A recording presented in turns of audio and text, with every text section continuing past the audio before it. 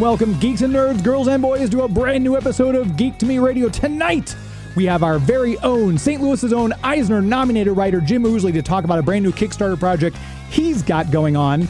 I'm going to review Brendan Fraser's movie Pressure. Joey V is going to review the new movie Power Ballad with Paul Rudd. Plus, we'll tell you about a new sponsor we got. All that and more. Stand by. We're talking TV, comics and movies, and video games. And if you don't know Star Trek from Star Wars, we'll try to explain. There are 12 doctors for Hogwarts houses, one ring rules them all. To be the greatest Pokemon master, you must catch them all. You must catch them all. Try to catch them all. Gotta catch them all. Gotta catch them all. And if you find yourself driving around the greater St. Louis area tonight and you've got the big 550 KTRS tuned in your car, or maybe you've got an old school radio in your home and you're listening to it via that way, welcome to you. If you're hearing us on the KTRS app or through the website, thank you for joining the 21st century and checking us out that way. And as always, if you're hearing us after the fact in the podcast form, we appreciate you doing this. Some of you are watching us on YouTube and Facebook. Hello, that means Joey V's in the studio with me. He'll be reviewing the new Paul Rudd movie Power Ballad coming up later in the hour. But first, returning guest, we have to get him one of those gold jackets like they do on Saturday Night Live if they host more than 5 times. Jim Ousley is joining us once again. Jim, it's good to see you. See you, my friend. I know you're feeling a little under the weather tonight, so we won't keep you too long, but I appreciate you powering through and doing the show anyway. Thank you, buddy. Yeah, wild horses couldn't keep me away from you. Well, good, because I had some that they're in the parking lot. It's awkward. I'll have to send them back to Grant's farm now. So, but this is I knew it. Good.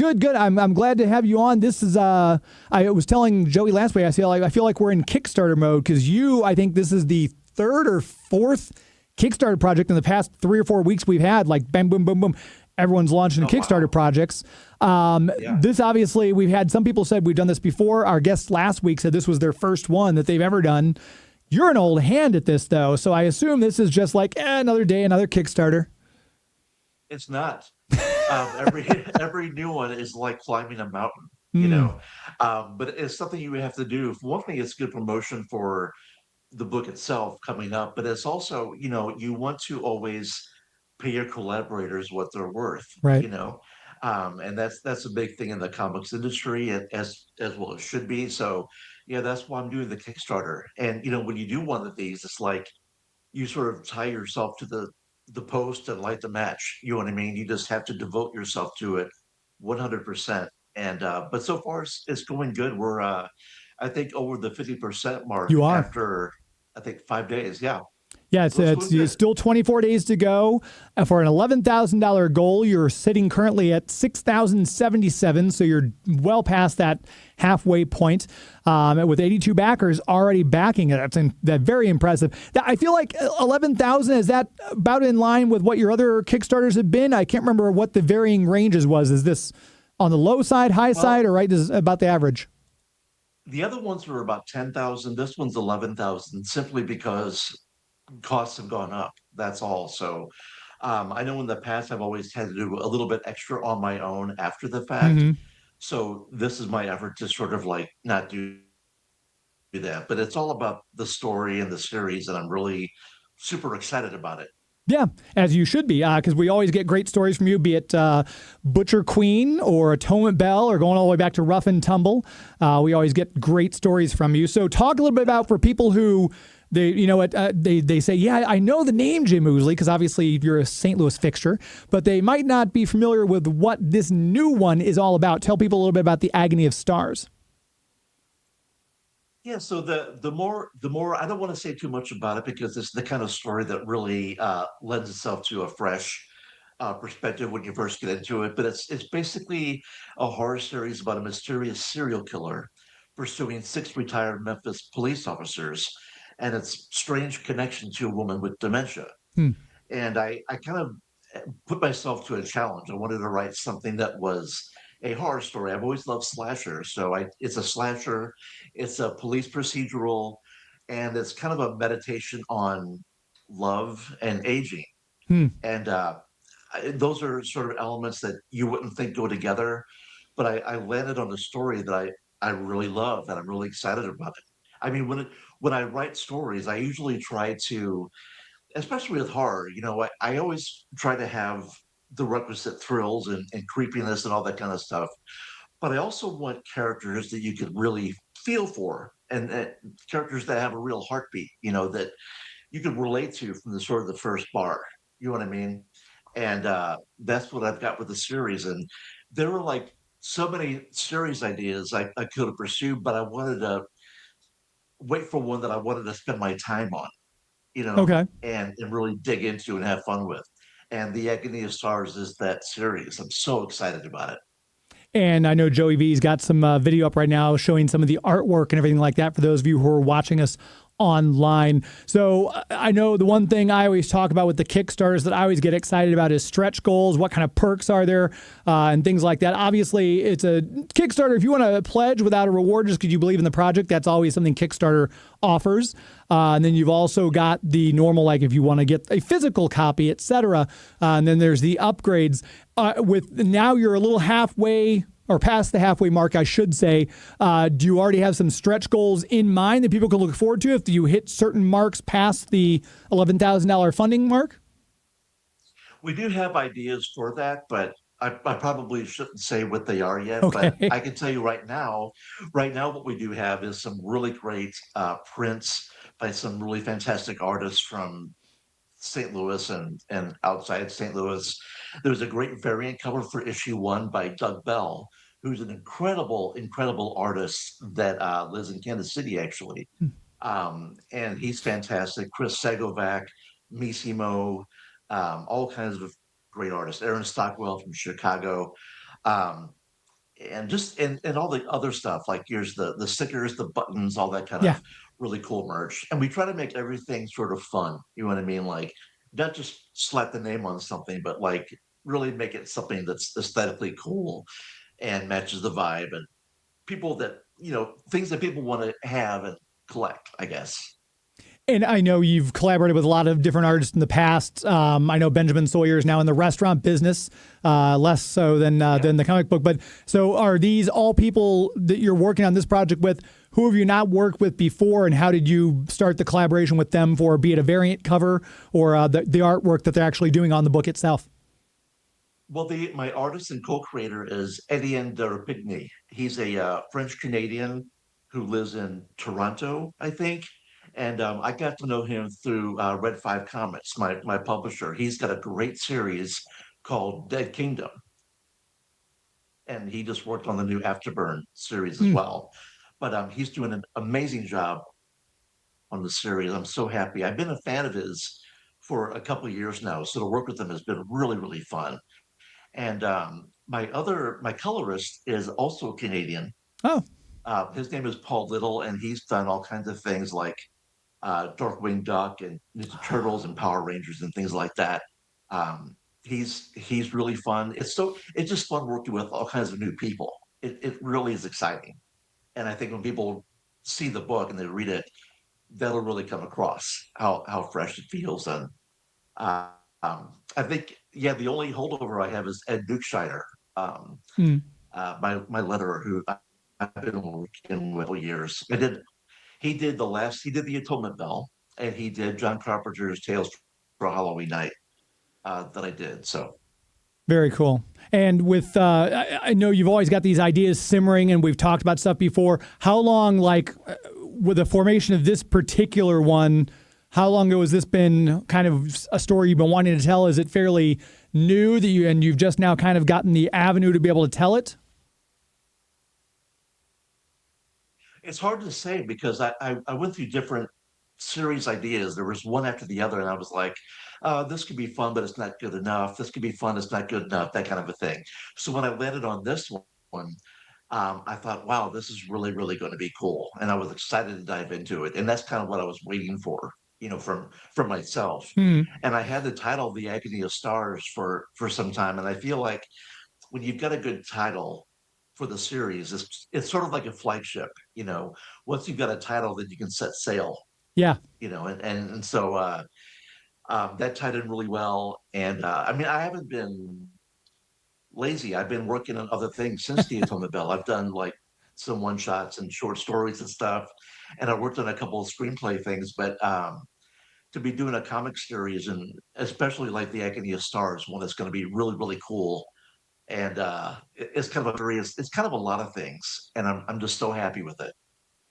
And hello to John Poe, who's watching, says, hi, everyone. Hope everyone's having a great Sunday. Olivia Miller in the chat says, this sounds like a very fitting title for Two Rivers Comic Con, since the upcoming year is a horror-themed, sci-fi and horror theme. So, yes, that's true. We like talking about horror year-round, though, so that's nothing new there. And no one was implying you were lazy, by the way. My gosh, if that's the implication that you got from that question, I apologize. I know. No, not at all. I was offering that myself because I didn't want you to think I was being lazy. Okay. All right. And then obviously this one's set no, in. I didn't get that from your question at all. Okay. All right. Good. The Atonement Bell obviously set in St. Louis. This one's set in Memphis. Was there something about the city of Memphis that kind of made you feel like this was like, how'd you come up with that city as a setting for this particular story? Well, I've been to Memphis a few times in the past 3 or 4 years, and I kind of fell in love with the city. And because the main thrust of the story, it takes place part of it in a city and then a small town outside of the city, and the kind of like landscapes and vibe I was looking for, Memphis and its surrounding little areas kind of worked out perfectly for Gotcha. that. Okay. So it wasn't anything super specific, but it just felt right, if that makes sense. Yeah. Yeah. So that's what we did. Yeah. Gotcha. Okay. And I know we were talking a little bit off air before we started because you, like myself, are a horror movie fan. And we were talking a little bit because we were just, we're going to be talking about the box office numbers here in a bit. But even with all the movies that are out right now, Backrooms held on to the number 3 spot. It's still in the top 3, and Obsession is still hanging on, and it just appears to be no sign of those two going away. You've seen both of them. For people who are listening, give everyone your thoughts on Backrooms and Obsession. I thought Backrooms was great. I had a couple of friends who were more familiar with the lore from the online stuff. I went in completely fresh, and it's just the kind of movie that when you walk out of the real world and you walk into the movies, it completely transports you elsewhere. And that's what I loved about it. And also the fact that it was wholly unique. It was really a unique film aesthetically and story-wise and conceptually. So I really liked it for that. Obsession I thought was great. I think I posted that it had such a black sense of humor that you needed a flashlight to get out of the theater. But I thought it was incredibly performed and directed, and the lead actress is amazing. I think we're going to see just a lot of her in the next few years. And it just felt good seeing like fresh, original horror stories being told by young filmmakers. Yeah. Out of nowhere. Yeah, they're just two YouTubers. Really good. Yeah. Yeah. Crazy. Yeah, it's great. And I know I was having a conversation with my brother-in-law the other day, and he said he saw Obsession. He loved it. He said, do you think they'll, that the actress, as you mentioned, Indy Navarro, I believe is the name. Do you think any Oscars? I said, I feel like the Academy, they just never give horror their due, no matter how good the performance is. So I don't, as much as it might be deserved, I don't think we're going to see any Oscar movement around or Academy Award. Maybe something from the Golden Globes, I would hope. But what are your thoughts on that? I don't know. What it really depends on for me. I mean, horror's been nominated before. Certainly, Michael B. Jordan, last year for Sinners, won Best Actor. Anthony Hopkins is the classic example for Silence of the Lambs. Right, yeah. Obsession is still gritty and new, and the filmmakers are so young. I'm not really sure. I think it really will depend on the buzz continuing to build for this young actress. She was amazing. I think if people keep talking about it, I don't think it's something that will be able to be ignored, which is a good thing. Yeah. because to me, it was such a good performance. Um, I don't see very many Oscar nominated films. you know, it's just not the kind of stuff that I like usually. So, but I hope she gets some recognition for sure because she was terrific. Yeah, both of the leads were really good, but she definitely was just absolutely incredible. I think it's definitely going to only elevate her star status going forward, regardless of what happens with this particular picture. But it would be nice to see, especially Yeah, and the movie itself was like, I was just saying, the movie itself has such a simple concept.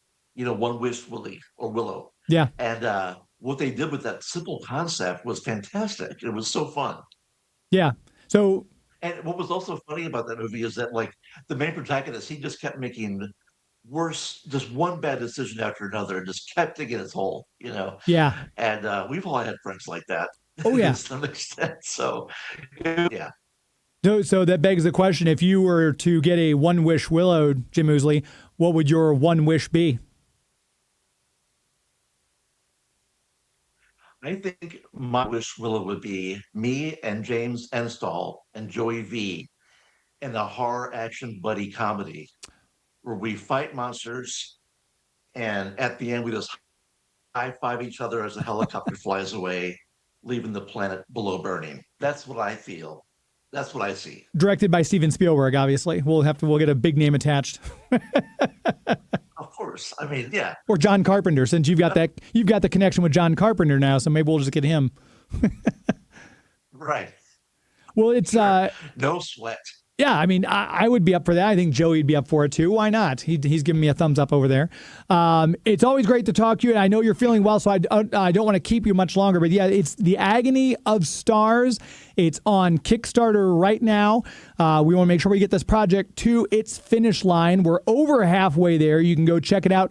We will have a link to this. If you're listening to this show right now after the fact in the podcast form, scroll down to the bottom of the page. There will be a link there so you can check out the Kickstarter. You can donate. You've still got 24 days left to go, so plenty of time to get it in, but don't wait till the last minute either. Let's get it there sooner rather than later so we can unlock some of those stretch goals. Last word to you, Jim Ousley. Anything else you want to say about this project or about anything else before we sign off for you? Yeah, I just ask people to, give the Kickstarter a look, help us bring it to life, and you're not going to be disappointed. And also, all of our records get the first look at new artwork and new news items and release dates and things like that. So yeah, please help back us and put it across the finish line. It'd be great. Thank you. And I know you've got a lot of Comic Cons. You're always appearing at different places. You got any upcoming ones between now and when the Kickstarter ends up being fulfilled? No, I'm doing two local events. I'm doing a Kickstarter Fiend Festival at Betty's Books Oh, fun. this Saturday from 1 o'clock to 3 o'clock. Yeah, and it's just going to be showing people some of the upcoming artwork, answering questions about my favorite horror books and questions about the Agony of Stars, and I'll probably have cookies there. Nice. I've always got to have cookies. Right. And then on Wednesday, June 17th, I'll be at Bugs Comics from 11:30 to 2 o'clock for a Kickstarter meet and greet. Oh, So very cool.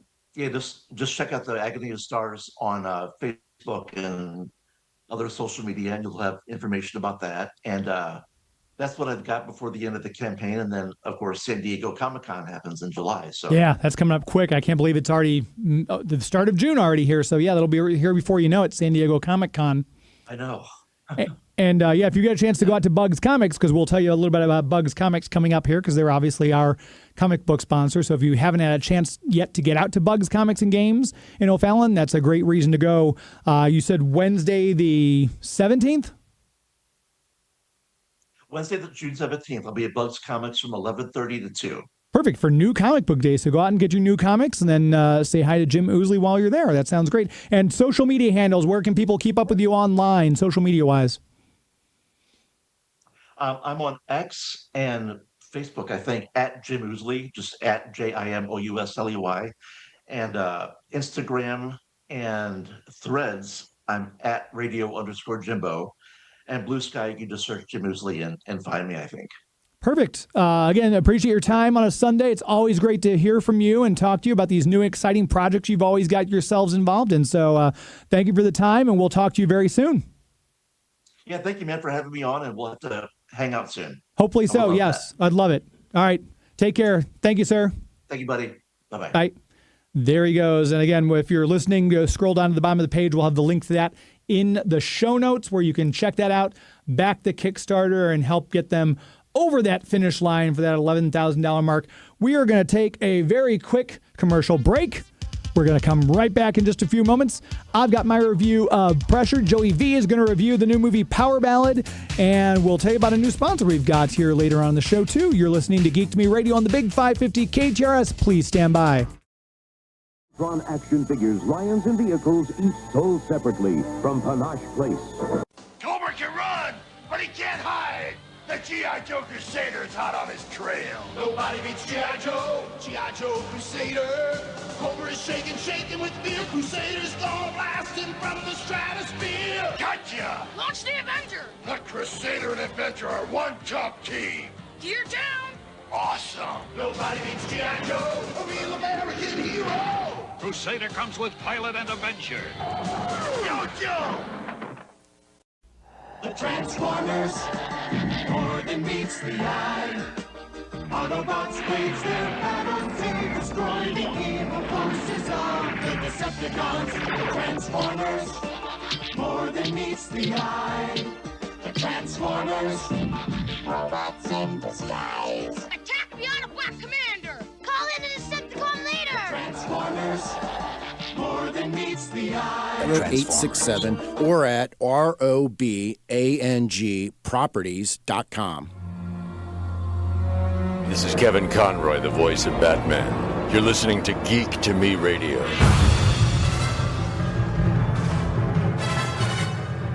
Welcome back to the show. Geek to Me Radio, heard here every Sunday night on the Big 550 KTRS. I'm your host, James Enstall. We'll make sure we tell you about our premier sponsor. These are the people without whom I would not still be on the air here, going on, it'll be 10 years in August. Of course, that's the City of St. Charles Convention and Visitors Bureau. You know the website, discoverstcharles.com. If you go to that website, you'll be able to check out all the fun things there are to see and do in St. Charles, whether or not you're wanting to just pop out for a day and maybe walk around the cobblestone streets and do some shopping and grab some ice cream from Kilwins. Or maybe you want to go out there and do something. Hey, let's go bike ride the Katy Trail this week, and let's do something a little more active. You can rent bikes at the Bike Stop Cafe and then go up and down the Katy Trail. There's always something fun happening. I know Lydia, who runs the Cozy Shop, has her cocktail club. You can check out details for that online. And they've got these cocktail kits they sell at the Cozy Shop. You can not only get one of those right there, but they'll also... You can sign up to be a part of the cocktail club. They teach you how to do a different cocktail every week. It's a really fun get-together and event. You might just want to grab a gift for somebody. It's graduation season. We just went to a friend's graduation party on Saturday. And I know a lot of people love the Lounge Fly. There's the Jellycat you can get. You can get all those at First Capital Trading, Inc.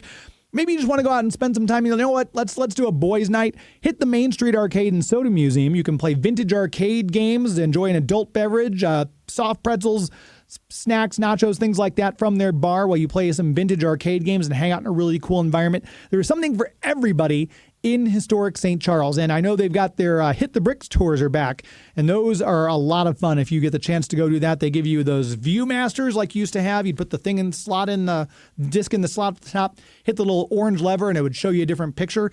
They'll get one of those, and they'll take you up and down Main Street, and they'll show you all these different things. And it's, okay, now check your slide, and you'll see the next slide about what the buildings used to look like or something like that. It's a lot of fun to do those tours. Learn a little bit something about the area. Maybe you're a new resident, want to learn something, or maybe you've been there for a while and haven't taken the tour and like, you know what? We should check this place out. Always something going on up and down Main Street or in this historic area all over St. Charles. Check it out at the website, discoverstcharles.com, with one of their festivals that might be going on or a food truck days in Frontier Park. There's something for everyone to enjoy, no matter your age, no matter your demographic. Start your trip at the website, discoverstcharles.com. As we always say, it's an historically good time. A couple of movies to review. I know I was thinking about reviewing Pressure before, and I think the embargo wasn't up yet because it hadn't come out yet. And then we had our Kickstarter friends on last week. Completely forgot about it. So I'm going to review that today. But first, I'm going to throw it over to Joey V because Joey V got to see Power Ballad, new Paul Rudd movie. Who doesn't like Paul Rudd? We'll see if Joey V doesn't like Paul Rudd in this performance, though. Joey, what are your thoughts on Power Ballad? I actually really liked Power Ballad, but no one else in America gave a rip because I believe it's in 12th place this week. Both of our movies are just way down the list. It's incredible how our friends in the horror industry are really making theaters go round and round right now because you still have Obsession and Backrooms doing really well. And then the movie making fun of all of that, Scary Movie, I think it's number 1 right now. Yeah, as of the first week, and it opened at $55 million domestically. That's impressive. It is very impressive. Let me tell you about our good friend Paul Rudd, who might be in a horror film himself because he hasn't aged at all. He's got some sort of like Indian burial ground under his house. In Power Ballad, Paul Rudd plays an aging wedding singer who meets a fading boy band star, played by Nick Jonas, during a fancy wedding gig at a castle in Ireland. And the two end up hanging out after the wedding and having a late-night jam session. But when Nick Jonas steals one of Paul Rudd's songs, Paul Rudd goes crazy trying to reclaim the recognition he believes he deserves. And the writer-director of Power Ballad, he's had huge success making movies about music. He's also made Once and Begin Again and Sing Street, which are all wonderful. And Once won the Oscar for Best Song, and Begin Again was nominated for Best Song. And I'm going to say the name of this writer-director, but you can't react, okay? Okay. His name is John Carney. Have you ever heard that name before? Not reacting, but yes, I do know that name. It does It's sound the Irish vaguely John. familiar. It's the Irish John Carney. It's a totally different John Carney. Not KTRS's John Carney. Totally different. Okay. Now, Carney's music movies, they always work on me because they don't have the baggage that comes with these biopics, so you don't have to worry about them lying about Freddie Mercury and Elton John and Bruce Springsteen. They're just really great movies about making music, and it's like crack for people that love seeing the process. And I told you that Paul Rudd, he's a wedding singer. James, do you remember your wedding? How long ago was it? 16 years in March. Do you have a preference about live band versus DJ? I feel like if it is a live band, it's going to be a way better wedding than a DJ. Generally speaking, the ones I've been to, it seems there's just it does slightly elevate it if you got live music. Did you have a DJ? We had a DJ. I see. When I am a DJ on the radio, I'm just judging the guy so much that I can't really enjoy the music. And when they do it well, I compliment them. My brother had a wonderful DJ, but it ended too soon. I wish they had kept going. So I'm just not a fan of the DJ. Always go live band if you can. That's my tip out there. And did you have any songs on your Do Not playlist? Not on my Do Not playlist. We gave them a list of songs that we wanted played. We need Achy Breaky Heart. We need Macarena. We want that chicken dance 3 times in a row. Yeah, we didn't have it, but now that you're saying those should have been on anyone's Do Not playlist. My gosh. Now, Paul Rudd's character in Power Ballad, he was an up-and-coming rock star in like the early 2000s in the movie, and he ended up accidentally knocking up one of his groupies. And so he basically leaves the music industry behind. I mean, he goes and he moves to Ireland, he raises his daughter, and he starts this wedding cover band career. And he still has this passion for writing songs, but he has no outlet. And sometimes he'll actually do an original song at a wedding, and the dance floor clears out every single time, and the band says, come on, just leave those dreams behind. Well, when he goes and has this big gig at a very rich person's wedding at a castle in Ireland, that's when he meets up with this Nick Jonas, and he's playing a fading boy band character, and they have a jam session after the wedding. They start bonding about music, they do a few doobies, they smoke a few beers, they just start noodling around on the piano, and Paul Rudd has this song he's been working on. He's got the chorus, he's got some of the lyrics, a little bit of the melody, and then Nick Jonas, he starts banging around with some of the licks that he thinks are tasty, and when the sun rises, they say, all right, see you later.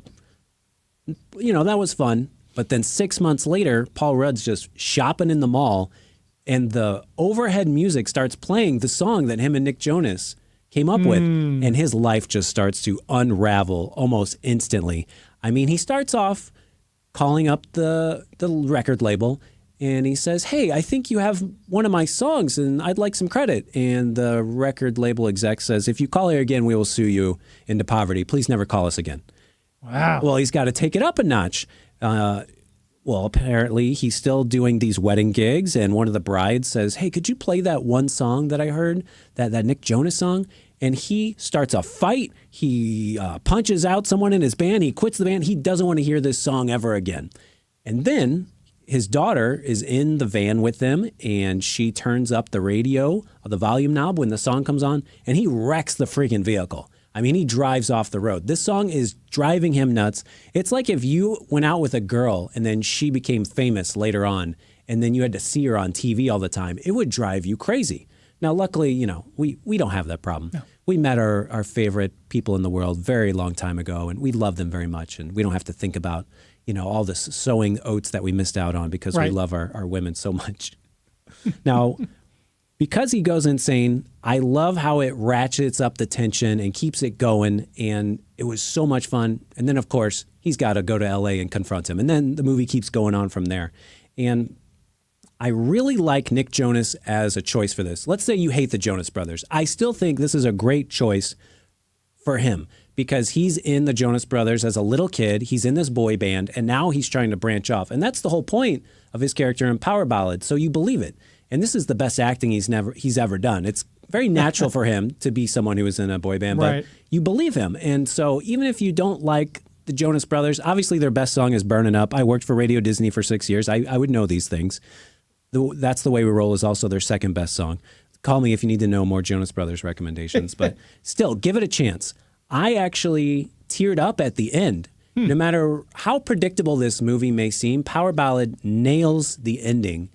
And actually, just to make it more personal, 2007 is when John Carney's first music movie came out called Once. 2007 is when I met my girlfriend, and Once has always been a pivotal movie in our relationship. So this is kind of like a wonderful bookend. I think I may break up with her just because it's such a great ending. Well, see, if you do that, she'll become famous, and then you won't, you know. Yeah.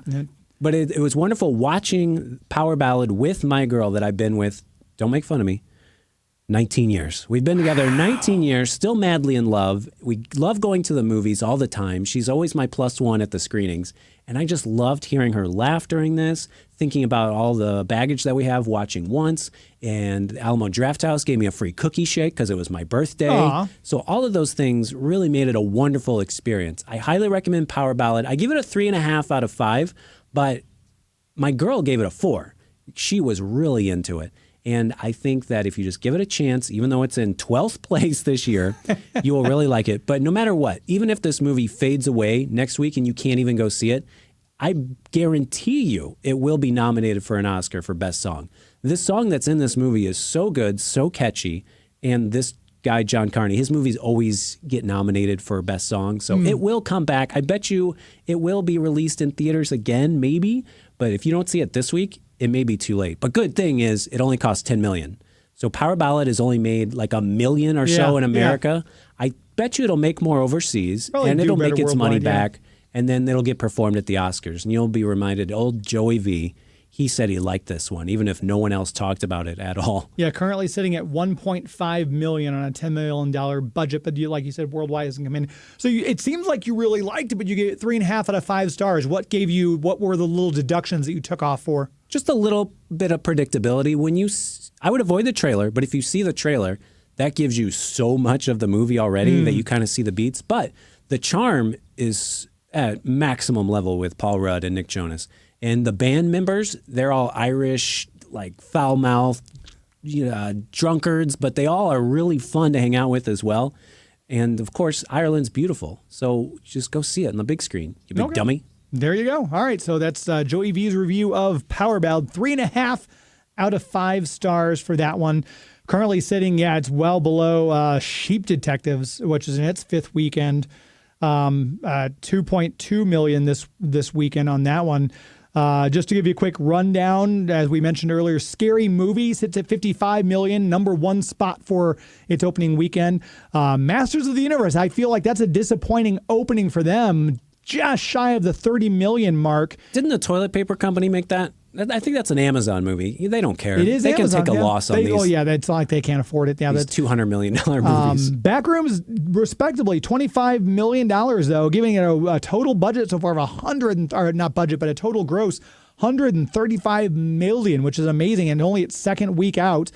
Obsession still hanging on strong in its fourth week, 25.6 million this weekend. We'll have to see what the final numbers are for Obsession tomorrow, because if it makes like 27 or 28 million, that means it has gone up 4 weeks in a row, which is unheard of. I know. Where the first weekend, it's like a slow rollout, 20, and then the next weekend, 23, then 25, and then if it does 27, that's like what they said last week. That's like E.T. back in the 80s, where Really? it just kept making more money each week. Yeah, 25.6 currently as of this airing. And then Amazing Digital Circus The Last Act, which I've said I've never heard of, was in 5th place.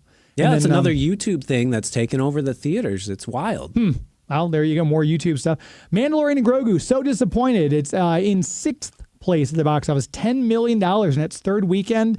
Hasn't even broken 160 million yet. We just saw on the Tonys, because we have the Tonys on in the studio, that Han Solo himself just won a Tony. So that's a great real Han news. Solo. No, Alden Ehrenreich. Right, Temu Han Solo. Yeah. It's weird because we were joking that Mandalorian and Grogu is going to make less money than Solo, which is considered one of the worst in the series. I didn't mind it, but yeah, the way it connects is kind of silly. But when you think of Ron Howard was the director, Right. I think that helped propel it to making what it did. This one with Jon Favreau, I think we're just thinking he's a TV director now. It's so sad because it was a very enjoyable movie. I liked Star Wars, Mandalorian, and Grogu.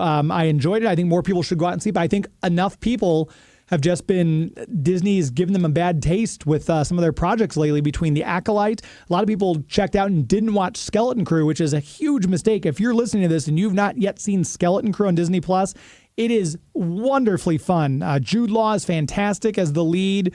The kids are great. Some of them are a little annoying, but that's kind of the way they're supposed to be.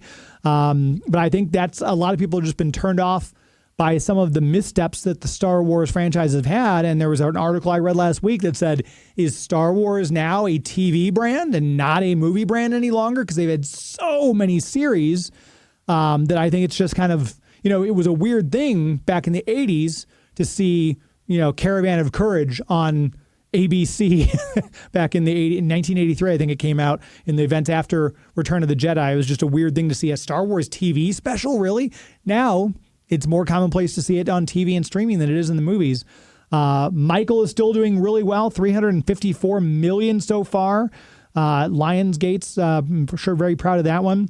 The Breadwinner, which you said was just been getting awful reviews. Yeah, it's a commercial for Walmart that accidentally stars Nate Bargatze, and they made it 90 minutes long. Good for them. Well, I mean, yeah, I guess so. Pressure, the one I'm going to be reviewing after this commercial break, on its second weekend, 11.153 million on an $80 million budget, though. That's disappointing, but it's not even opening in the UK until September.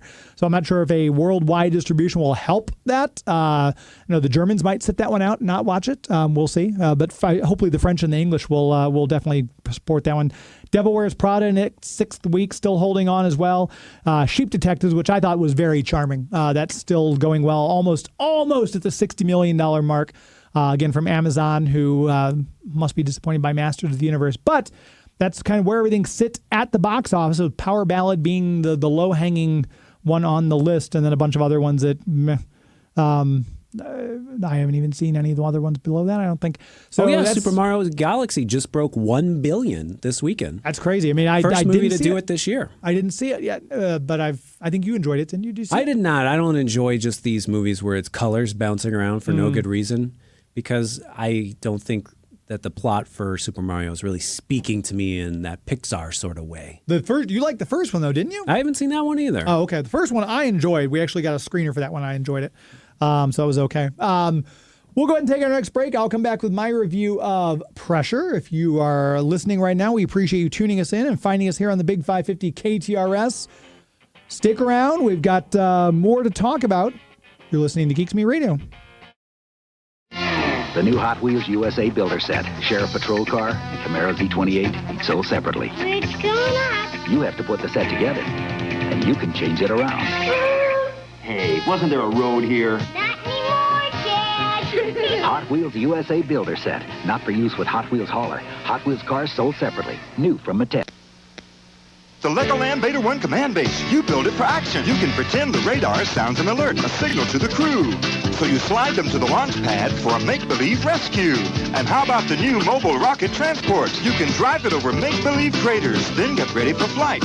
You can lower the rocket, pretend to fire, and blast it out of sight. The action's up to you. The new Legoland mobile rocket transport from the Legoland collection. Legoland Beta 1 command base sold separately from Lego Systems. Light bright, turn on the magic of colored lights. Light bright, make a... Namioki Road in Granite City, or visit MasterCardsInc.com to get more details. That's MasterCardsInc.com. Hi, this is Jonathan Katz, and you are listening to Geek to Me Radio, coming to you live from your radio or your computer. It's a show you can listen to. You see what I'm saying? You can hear it. This is something you shouldn't expect to see anything. It's a radio show. Au contraire, Dr. Katz. You actually can see it if you're watching on YouTube and Facebook, which we hope you are. Hello, for those of you who are watching tonight. We'll make sure we tell you about our official comic book sponsor, Bugs Comics and Games. You can check them out on Facebook and on Instagram. Just look up Bugs Comics and A&D Games and check them out. Give the Facebook page a like, follow them on Instagram. And if you have the chance, if you're collecting comic books, you might want to get out there on Wednesday for New Comic Book Day and grab whatever it is that you might be wanting to pick up. If you're reading World's Finest from Mark Waid, maybe you're getting Amazing Spider-Man coming up on that 1,000th issue, landmark 1,000th issue of Amazing Spider-Man. Or maybe you're more into back issues. Maybe you like the older vintage stuff. He's got plenty of that as well. Check him out on Bryan Road in O'Fallon, Missouri. Easily accessible from Highway 70 or from Highway 364. Selection of new comics every Wednesday. If you're looking for some of the harder to find ones, he's usually got his finger on the pulse. He knows what to order, how many to order. So if maybe your comic book shop in your area of town has not gotten enough, they sold out quickly, check with Larry. He might have a couple issues back there waiting for you. And of course, back issues galore, be it Silver Age, Bronze Age, Copper Age, whatever it might be you're looking for. And a bunch of dollar books, going up to $5 books, $10 books, and then priced as marked. They've got all sorts of areas where you can fill those little holes in your collection. If you're missing a certain issue, ask him. If he doesn't have it in store, ask him anyway. He might be able to source it for you and get it. He's done that for me in the past. And again, you want to make sure you start your pull list. That way you're not missing the new issue. If you want to make sure, like when Superman, Spider-Man came out, they had all those variant comics. He had a sign-up sheet on the desk. If you knew you wanted the Eric Larson cover, if you knew you wanted that way he can make sure he orders enough to make sure everyone who wants one gets one. He's very good about taking care of the customers. Customer service is a big thing with him. Always has been. I've been buying my comics from him for several years now. We won't go into how old I am, but several years now I've been buying my comics from Larry. I was so excited when he reopened his shop after teaching in Lindenwood. He now opens a shop again out in O'Fallon. So I'm driving a little bit further than I used to, but at least I'm not riding my bike up to his shop like I used to. So all things considered, it works out well for everyone. Bugs Comics and Games, again, on Facebook and on Instagram. Check him out there and give the page a like. Follow him on Instagram. He puts up stuff on Instagram that he's got in store. And maybe your local comic book shop, you're listening to this and you're outside the greater St. Louis, St. Charles area. You might find something on there that's like, oh, that was the cover of this that I'm looking for. Oh, wow, he's got this incredible issue of Marvel Comics from back in the 50s. Wow, I'd love to get that. He can send it to you. Just pay the PayPal invoice. He sends it right to your door, safely packaged. Another satisfied customer who's not even in the area, satisfied by Bugs Comics and Games. Check them out again, Facebook and Instagram. Very proud to have them as the official comic book sponsor here on Geek to Me Radio. So the movie Pressure, I did not realize this was based on a play that the writer did. So I can see after finding that out, you did not see this at all. Am I correct? I did not see it, no. Okay. And not see it. Not see. Sorry. That's clever. But are you a history buff at all? A little bit. I definitely enjoy a good war film. My favorite of all time is Full Metal Jacket, which is Vietnam, but they filmed it in London, which was weird because they had to ship in palm trees because Stanley Kubrick didn't want to leave his backyard. Well, yeah. But I betcha Pressure is more true to life than Full Metal Jacket was. It is. It was well done. For those of you who don't know, it's a story about this meteorologist, a Scottish meteorologist named James Stagg. That'll be the end of the Scottish accent I do. But this is all based on historical events that happened when you were launching D-Day, which 82 years ago yesterday, the largest land invasion in all of recorded history took place to free occupied Germany from the Nazis. And it's all based on that. They knew they had this weather in the English Channel can be unpredictable. and they got all these meteorologists coming in so they make sure they got the weather just right, because all the landing craft, the amphibious assault vehicles, they had to have the perfect conditions. So they have this Scottish meteorologist come in to help them. And he says Winston Churchill highly recommended the guy. So Eisenhower, who's in charge of the operation, coordinating with the British and the French intelligence, everything like that, is relying on this guy. He butts heads with Eisenhower's own meteorologist who helped him out in the North African campaign.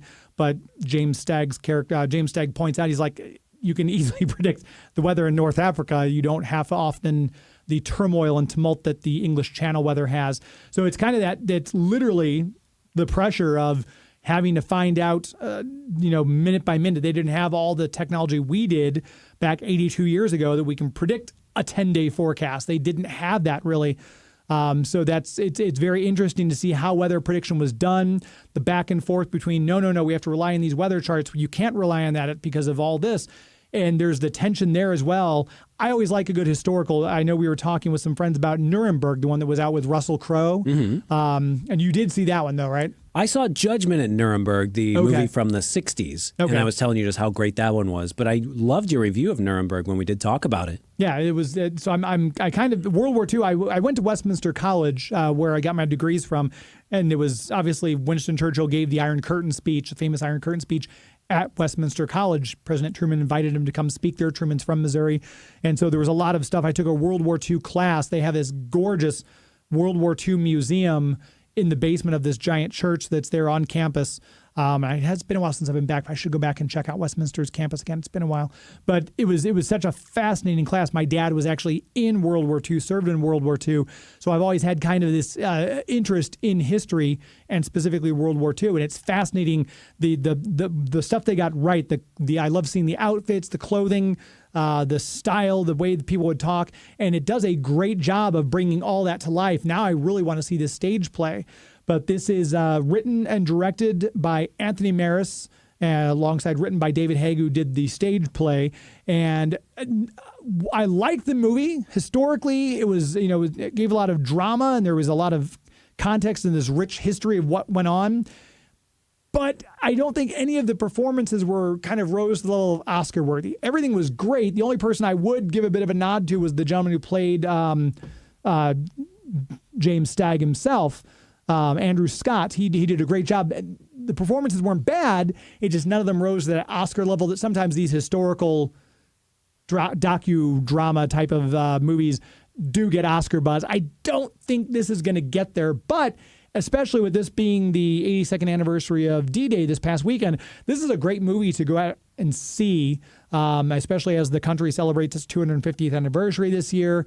I think also that this, if I'm not mistaken, the box office, it had a bit of a surge this weekend in its second weekend because of the significance of D-Day. Overall, I think they got a lot of stuff right. It's a very cool scene. You could almost do this as a double feature. You could watch Pressure and then immediately watch Saving Private Ryan, because the movie ends with some shots. They intersplice footage of actual D-Day footage from the historical newsreels. I love that. With actual filming, the landing craft opening up on the beach and these soldiers. It's just unimaginable what this must have been like, because so many people lost their lives that day. If you saw Saving Private Ryan, you know what I'm talking about. It was brutal, inch by inch of those beaches taken as we tried to liberate Europe from the rule of the insane Adolf Hitler. But it does a great job of giving all that, the weight to the moment. Brendan Fraser has a great speech as Eisenhower that he gives to everybody. It shows him kind of meeting with the people who are being deployed, interspliced throughout the speech he's giving over the airwaves, announcing it. But it's a fascinating thing. If you're, like I said, if you're a history buff, you'll like it. I love to see Brendan Fraser getting his resurgence of his career again. He's after The Whale. He just seems to be kind of notching off these really great roles. So I think if any of this strikes a chord with you, I'd say definitely go out and see it. I think I end up giving it 3.5 out of 5 stars on this one from me. Being a history buff and everything, it's just I expected a little bit more, so it's probably partly my fault for going in with those high expectations. Mm-hmm. But again, it wasn't that I was disappointed. It's just the performances weren't quite what I expected, especially coming off of, like I said, the last one, Nuremberg, which was just tremendous. And Russell Crowe gave a brilliant performance. I'm sure he'll probably That's an Oscar-worthy performance. None of the ones I really saw in this one were quite to that level. Very solid performances overall. Great setting. Like I said, I definitely think it should be seen. If you get out the chance to go ahead and see it on the big screen, please do. Yeah, I wonder if Encino Man could have used a weather guy just right there at the beginning when the cavemen are getting cold and they're like, "What's going on?" It's like, an ice age. You should get to Africa. It's going to be awfully cold up here. Right. Yeah. They could have had Phil and Mark come in and it's going to freeze from Family Guy. Just watch Thank you, Mummy Ollie. 2 or something? Were you inspired after seeing this movie to watch Brendan Fraser do something else? I thought you just watched The Mummy. We did watch The Mummy. I had nothing to do with this, but I just thought that was funny. No, it didn't because my wife and I were scrolling through. We always try to find a movie to watch on the weekend. And she goes, "Oh, that looks creepy," because the new Lee Cronin movie. Try that again, like by vowel. The new Lee Cronin Mummy movie is out. And she goes, "Oh, that looks creepy." I said, "Have you ever seen any of the other ones?" And Amazon Prime had a bunch of them on Amazon Prime, like going all the way back. Maybe it was HBO Max. Either way, they had like the 1950s version. They had the 70s one. And I said, you never saw the Brendan Fraser Mummy movie? And she thought she did. And I told her about the Tom Cruise one, how it was vastly different take. And they were trying to build the Dark Universe franchise. I'm in the minority. I really liked the Tom Cruise Mummy. I appreciate what they were trying to do. And there again, Russell Crowe shows up playing the Dr. Jekyll and Mr. Hyde role because they were trying to build like a Marvel Universe style thing with all the Mummy, the Wolfman, Dracula, Dr. Jekyll and Mr. Hyde. And I enjoyed what they were setting up there, and I was very disappointed that it didn't go on any further. But after we watched that one, the next day she wanted to see what the Brendan Fraser movie was like, because I said it's totally different vibe, more Indiana Jones, less Mission Impossible versus the Lee Cronin one, which I didn't get to see yet. I'm assuming that's more of a back to its horror roots. Yeah, I'm excited to see what aliens pop out tomorrow because we're going to go see Disclosure Day, the new Steven Spielberg movie. Yeah, and I have no idea what the plot is, if it even involves pyramids or actual alien documents that Spielberg's had the joy of seeing. And was it Studio 54 where they did all the cocaine? No, Area 54. There Area you 54. Go. Yes. Yeah, Same thing. Maybe aliens if he got doing cocaine versus maybe if he got access or something. So we'll see if it all ties together tomorrow because we'll be reviewing Disclosure Day next Sunday, I bet. Next Sunday we'll be doing that. And we've got Bill Cleveland will be with us. For the KTRS listeners who know Bill Cleveland, he'll be joining us. He's got a new book out and he'll be doing a special event at the library, I believe in Kirkwood on Thursday. So we're going to be talking to him Sunday about his event. He'll be joining us. We'll do some probably some presidential history with his new book that he's got out. And then Joey V and I will give our review on Disclosure Day. And then are you seeing anything else between now and then? I don't think so. I know that Toy Story 5 is coming out really soon, and then Jackass 5 as well, which may just be a clip show. I don't even know if they filmed a lot of new footage for that. Yeah, it's a lot of sequels that I've been excited about, but also kind of thinking, let's get some more original stuff out. So that's why I'm excited when we talk about Power Ballad and Pressure, even though they're in like 10th and 12th place. Got to shed some light on these smaller movies. Yes, I agree. Spike Forrester, Heidi ho to you, sir. Thank you very much for watching. Olivia Miller, you said Supergirl. Yes, I'm excited for Supergirl. I think we are getting a screener for that. Supergirl, which I obviously will see that later this month. Is that when it comes out? James and Sean, the guns, they're listening. Just come on, help us out. Yeah, seriously. If you guys are St. Louis guys, give us a screener for Supergirl. That's all we're asking. Do an Irish accent? No, Olivia Miller. I can barely do a Scottish accent. My Irish accent would be just I'll probably get hate mail if I do that as well. So no Irish accents from me tonight. With all this weather talk, if you want to stay cool, make sure you get a new car from our new sponsor. Yes, great setup and segue. Thank you. I wasn't sure how to roll into that, but that was the perfect thing. So if you're wanting a convertible, maybe we have a brand new sponsor. As I promised, we are going to tell you about HW Kia of West County, 14116 Manchester Road. Why a car sponsor, you might be asking? Well, Darren, who you might know from KTRS, listeners who listen to the Josh and Heidi show, Big D, from their show, he owns HW Kia of West County, and I ended up having to sell my mother's car. And of course, I gave Darren a call because I sold him my Mustang in 2020 because we were going into the pandemic. I don't need a car. I'm working from home. Everyone's locked down. My wife's got a car. Why don't we just get rid of the car? Less insurance, less thing. So I took it out to him. He gave me a fantastic deal. I said, here's what Kelly Blue Book said. Could you give me this? Yep, absolutely. No questions asked. Got a check from him, turned the title over.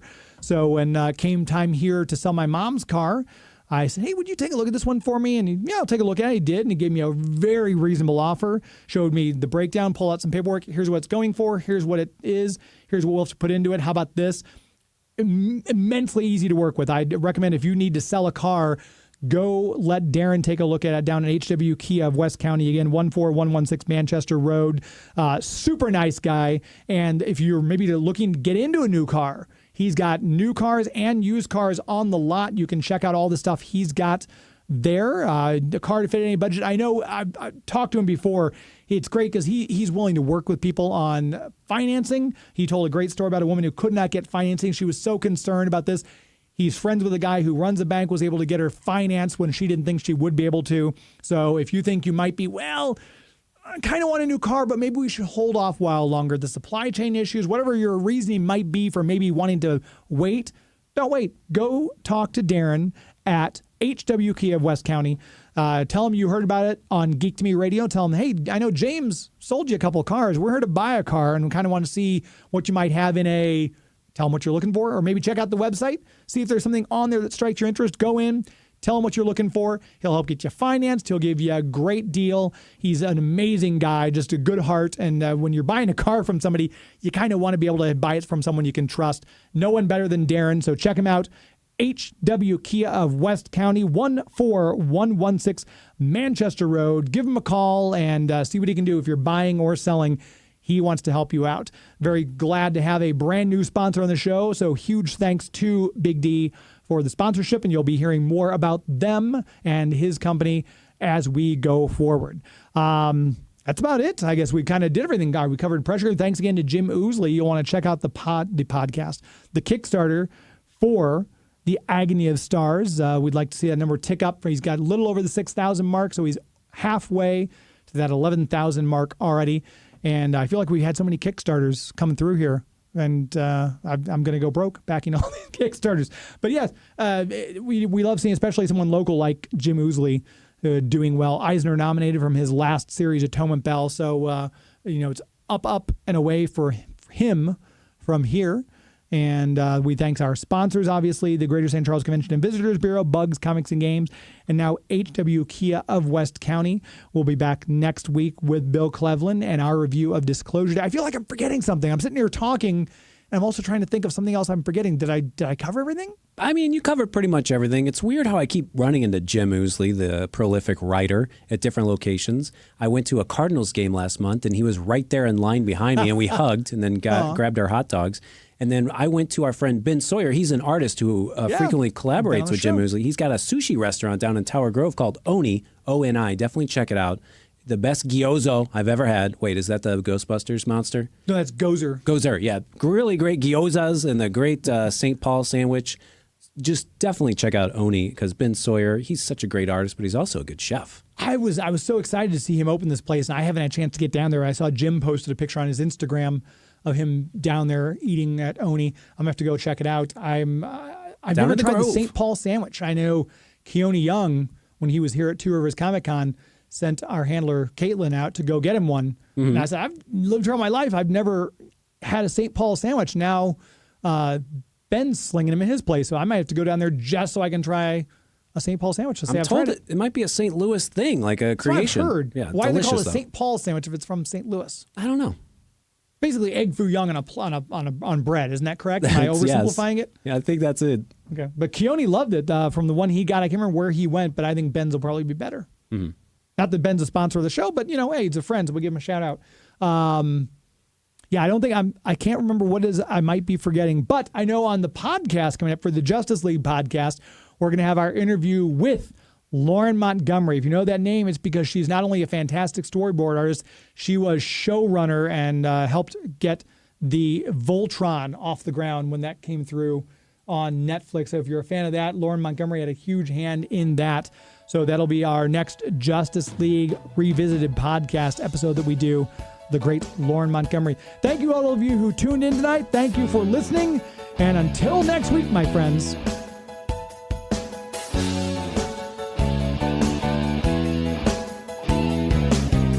It's not in the way you watch iZombie. It's not in the way you watch The Flash. It's